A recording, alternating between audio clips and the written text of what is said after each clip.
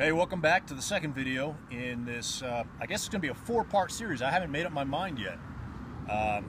Definitely going to be more than 3, could be as long as 5, I don't know. I'm putting myself down on the books for 4, okay? So, welcome back. Hopefully you practiced part 1 and just worked on your setup posture.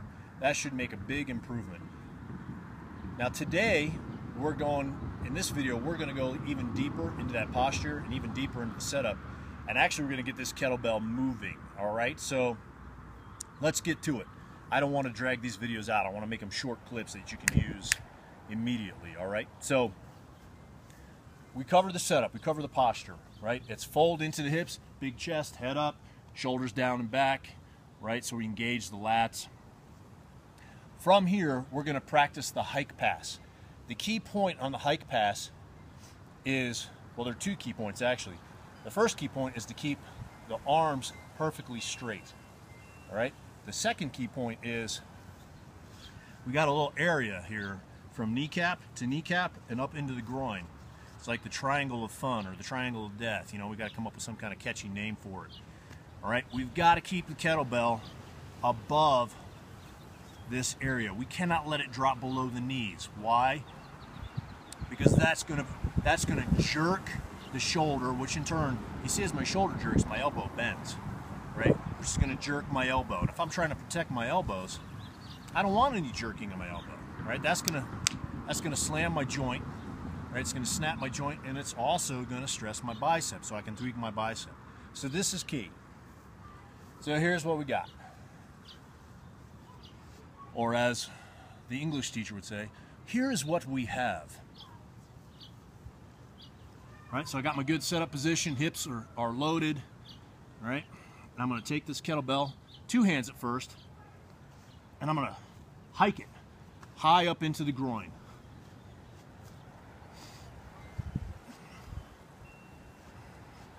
Just like that, all right? That's really gonna load up your glutes and hamstrings and set up a great swing or a great clean or a great snatch, whatever it is we're trying to accomplish. Don't worry, we're going to cover all of them later on in this video series. So from the 2-hand, obviously we're using kettlebells and not a barbell. So on a clean or a snatch, you only got 1 hand on the bell. So we've got to get into single bell work here. So chest up, hand on the bell, hike back.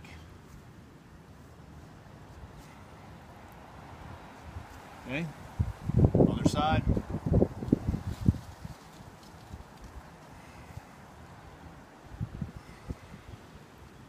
Pretty simple. You can see the bell's going high. Now, I'm only worried about the height of the bell, high in the groin. I'm not worried about how far back it's going. All right, every one of us are going to be limited by our structure. I apologize, a lot of cars going by today for some reason. You'd think it was a work day. A lot of us are limited by structure. I have a long torso and very short arms and short legs. So no matter how far I bend over, that kettlebell isn't really going to peak too far out behind my hips. You know, especially, I got a big butt too. But if you got a short torso and long limbs, that kettlebell could be sticking way out, right? I mean, you can't even see my hand. And that's as far back as it goes. You can't even see my hand peek out from between my legs. But if I had a short torso and long arms, you could see my hand all the way back here, probably, underneath my legs. So that's a key point. That's hilarious. Sorry, I'm just cracking up with all the traffic for some reason. Key point, do not worry about how far the kettlebell is traveling behind you. You just want height of the bell so you can feel the stretch on the hips and the hamstrings. Okay, finally, we're going to practice some dead stop swings. Okay, so we're going to integrate the hike pass with an actual swing. And we're going to park it on the ground each time. All right, here's what it looks like.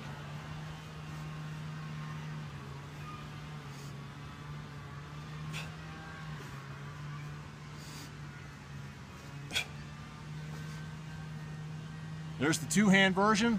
Let's go single hand.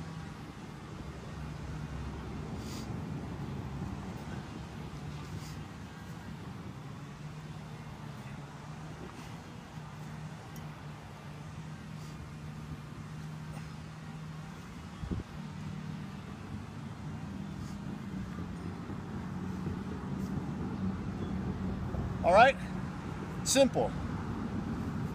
Does your kettlebell have to go that high? No, that's just a natural function. The 24 is, it's relatively light for me, okay?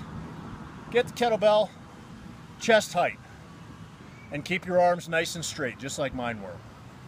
All right, so this video too, we're covering setup, we covered the hike pass, and we covered the dead stop swing. All right, hopefully you enjoyed this video. You're gonna practice what you learned here, along with what we learned about posture in the first video. Then we're gonna come back in the next video, and we're gonna take the clean apart a little bit more, okay? A little bit more, we're gonna take it apart. All right, I'll see you in the next video, and I hope you enjoyed this one, like I said. Talk to you soon.